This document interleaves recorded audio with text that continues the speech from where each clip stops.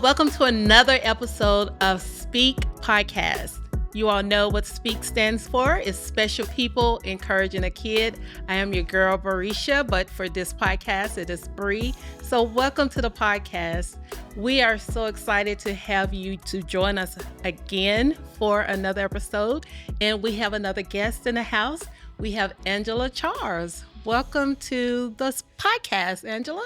Well, thank you, Bree. I'm excited to be here too. Thank you. Uh-huh. So before we get into our conversation, we're just going to have girl talk Mm-hmm. with Angela. And I want to encourage you all that, as you know, there is a suicide hotline number that you can dial, and that's texting 988 for those who are experiencing trauma, bullying, or suicidal thoughts or ideations or even considerations, or even have survived attempt. There's still someone that you can talk to, because that is what special people who are encouraging a kid is all about here at this podcast. So welcome to another episode. Angela, it is so good to Yes. see you. Thank you. And thank you for giving us this opportunity, honoring us to be a part of one of our episodes. Yes. So, as you know, Speak is special people encouraging Mm-hmm. a kid or a child or even a youth that experienced trauma, Yes. bullying, or even suicidal thoughts, Mm-hmm. consideration, even Yeah. attempts. So, I always ask three basic questions to our guests is to share your story. Okay. Talk about the times that you may have been or experienced trauma or bullying, or even if you have experienced suicide, what was that like? Take us into your story and help us to see how you overcame. And then what are some practical tools that you can leave for our children to continue to live, because that's the purpose. We're wanting them to live Right. again. Right. And there's so much out here that's happening to our children. There's so much that's keeping their mental, you know, mental thoughts just under control. Like they're losing control, I would say, or I Yeah. think when I hear about some of our children and what's happening Yeah. to them. And there's so many platforms out here that they can go to and listen to. There's so many voices Right. that are speaking to them and Right. help in telling them what they should do and how they should do this. But here at Speak Podcast, we're wanting to be different in a sense of more relatable, more reachable, Yes. and something that they can retain as well. Right. So Okay. here we are, Angela. Okay. Tell us a little bit about who you are. One thing that I know is that you are an educator, Yes. and you have been an educator with the Oklahoma public school system Yes. for over 20 plus years. Yes, about that long. Okay. I've been in the Oklahoma City public school system and also Edmonds, Deer Creek District Okay. as mainly a substitute teacher. Mhm. But in the Deer Creek District, I've been an educator in the child care industry for over 13 years. Oh, wow. Okay. Yes. So you've been around children for a while. I And I'm have. sure you've seen some things, you've seen have. behaviors, and you may have probably had to pull students aside or walk alongside of a child that could possibly have experienced some trauma or some Yes. life Yes. issues. And Right. how was that? Yeah. Some of those experiences have been very, very traumatic for the child.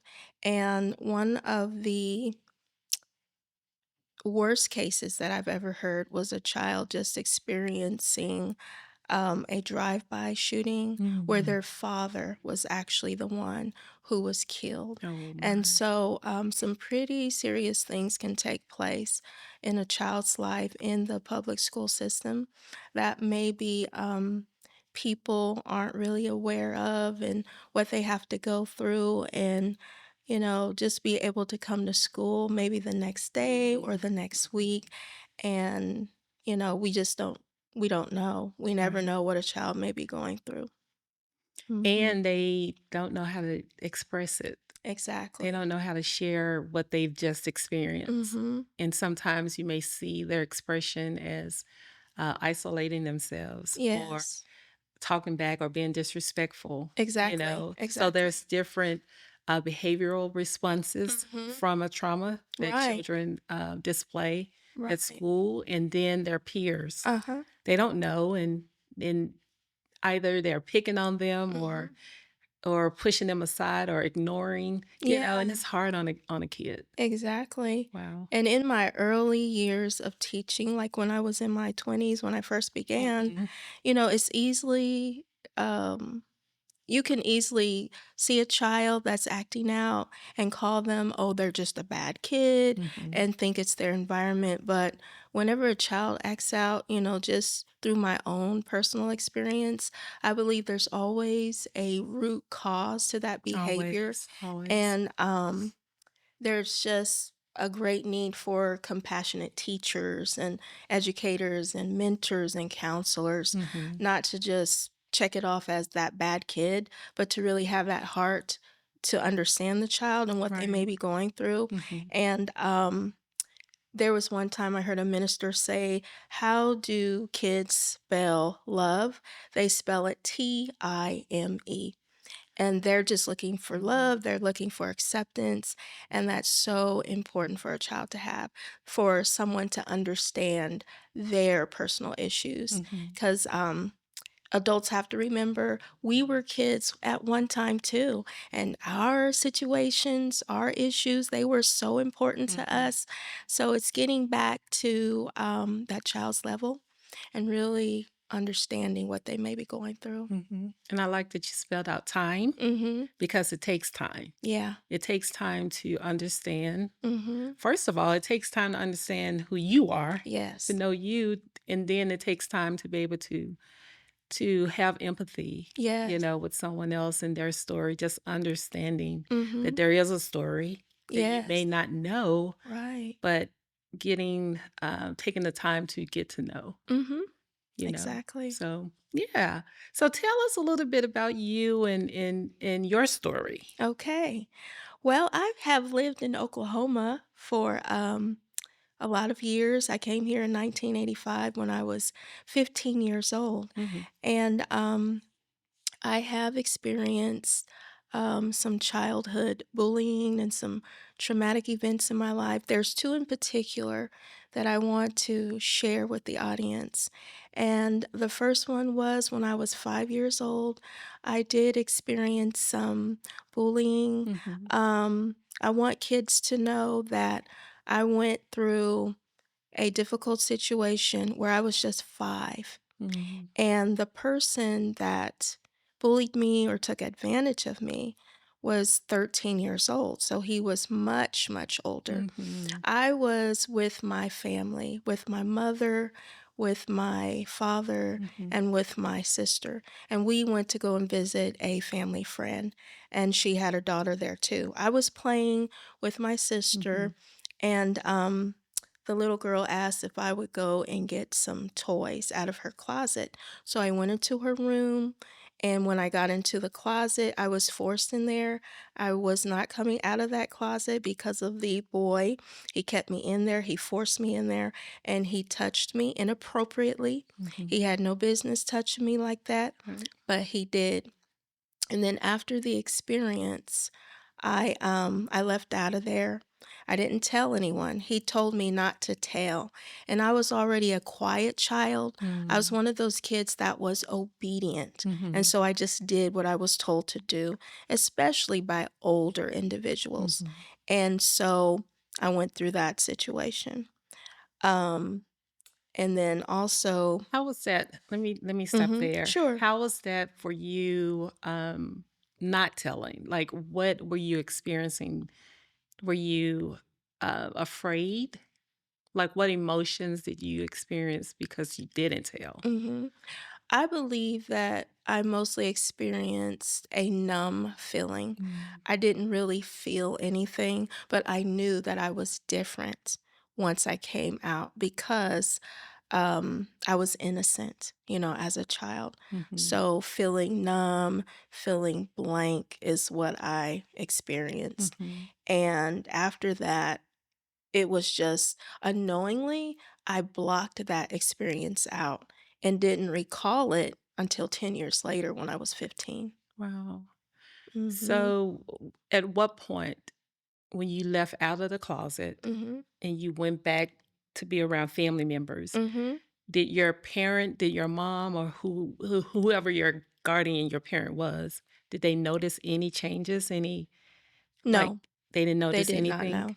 No. And from that moment until 10 years is when you spoke about it, or did you Mhm. speak up about it before that time? No, I didn't try to speak up about it then. Um, After when I turned 15, I brought it up to my mom.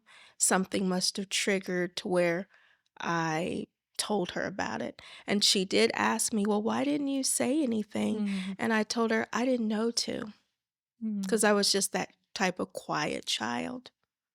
Wow. Mhm. I'm thinking about children now Mhm. that, have experienced something similar Yes. and left that traumatic event Mhm. quiet Yes. and afraid of saying something Mhm. or not knowing that they could Yeah. say something, Exactly. and just imagining what they're going through Mhm. right now. Exactly. What would you tell a child that could possibly be experiencing that? I would tell that child always, always, always tell. And, I would imagine myself being that 5-year-old child. Mm, I would tell my 5-year-old self that always, always, always tell, because even a little baby or toddler can tell when they're being mistreated. mhm, They mhm, know. They mhm, know something is off.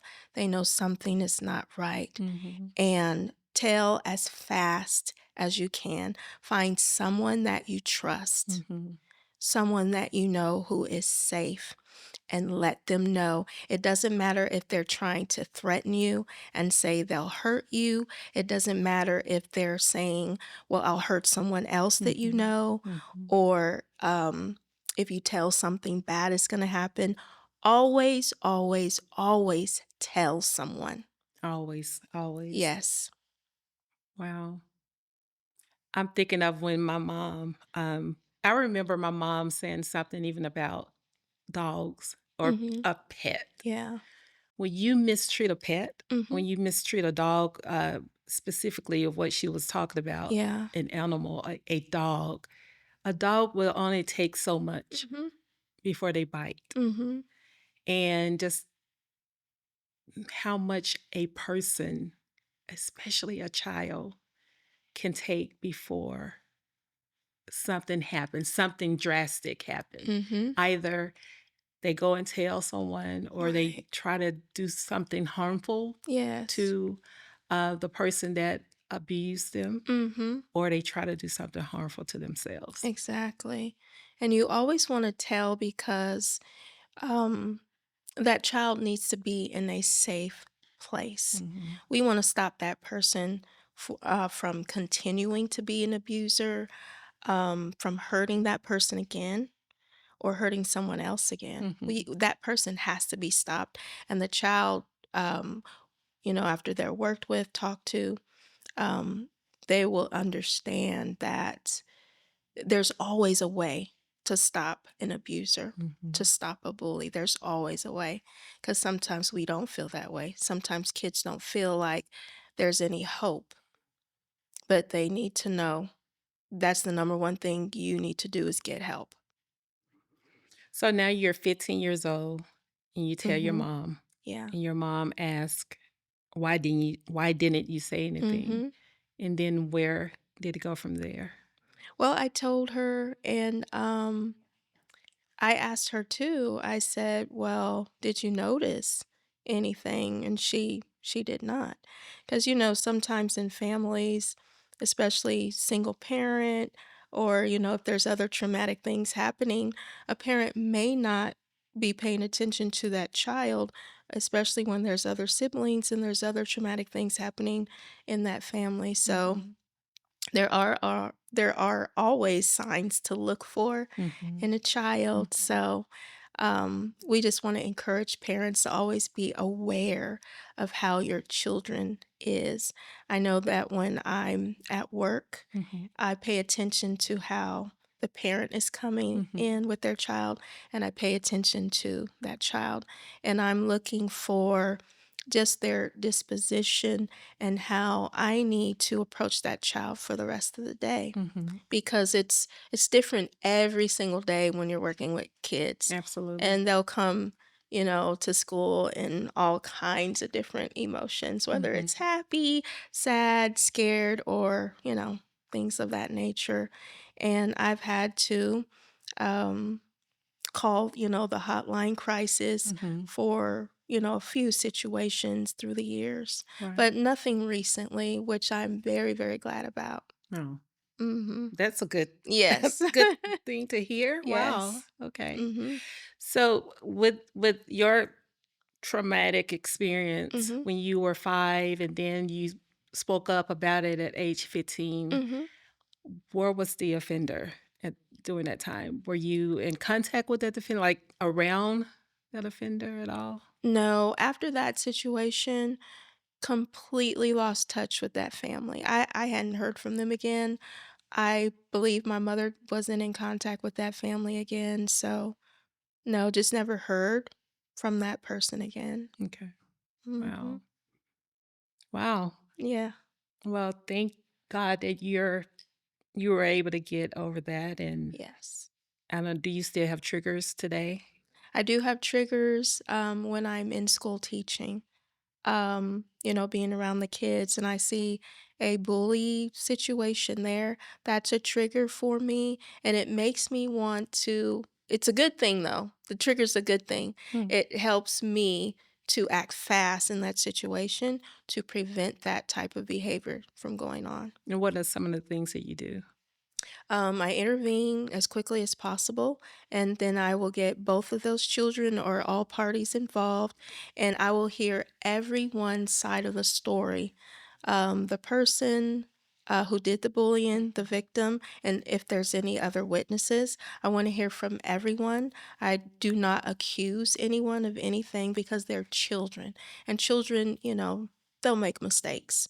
And so they have to be taught, they have to be trained. And so we will hear all versions Mm. of the story, all sides of the stories, and we will ask questions. I will ask questions specifically, how, why, what were you thinking? And then what could we have done differently Mhm. to prevent this matter from happening?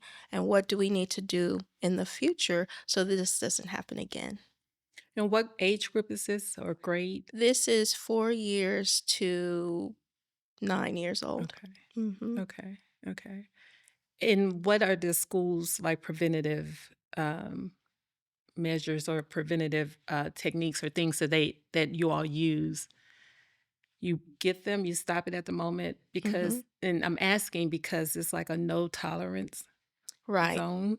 Right. Right. So is it you talk to them and then that's it, or do they get a with that age, I don't know, you get a suspension or Mhm. what? You call the parents in? Yeah. What are you I gonna do? believe it depends on the severity of the matter.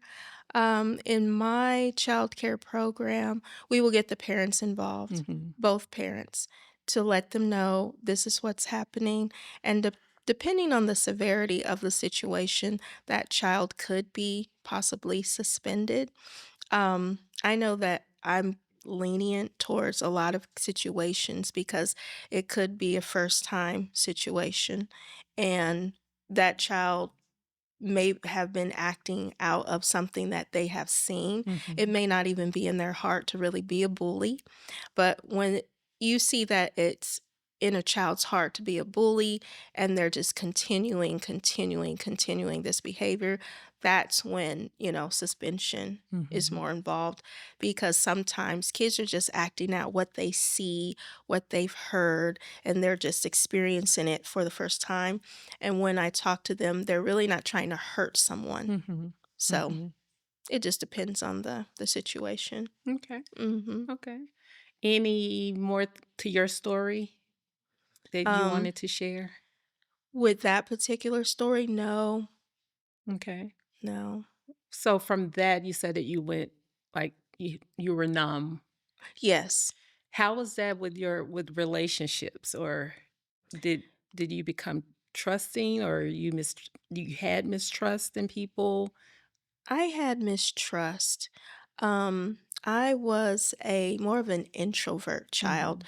and I would say severely introverted to where I did not like to be around people. It was Mhm. very, very extremely awkward being around people, and just something within me was just so closed, Mhm. and I just felt more at ease and more comfortable being by myself.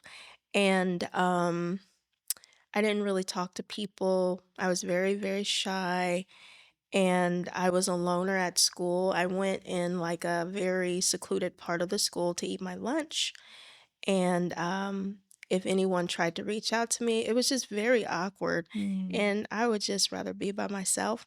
And then, I'm glad that you brought this up because the situation that I was in, the, childhood incident, it could have affected me to where I wanted to be by myself Mhm. and a Mhm. loner, but at Mhm. that time, I didn't have anybody to talk to Mhm. and, get those certain feelings out Right. to be able to express anything that I was feeling.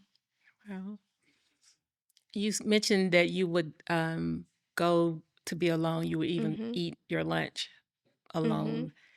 Being a teacher or being an educator now in the Mhm. school system, Yeah.